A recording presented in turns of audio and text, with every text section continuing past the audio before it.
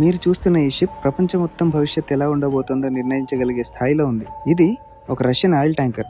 ప్రస్తుతం క్యూబా వైపు ప్రయాణిస్తుంది.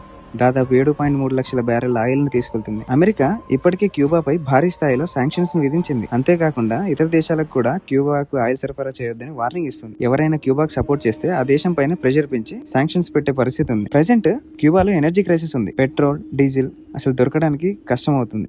చాలా ప్రాంతాల్లో బ్లాక్అవుట్స్ కొనసాగుతున్నాయి. కరెంట్ సరఫరా లేనే లేదు. ఎకానమీ కూడా పూర్తిగా దెబ్బతిన్న పరిస్థితి. హాస్పిటల్లోనైతే ఎలక్ట్రిసిటీ లేక సరైన చికిత్స అందించడం కష్టం అవుతుంది.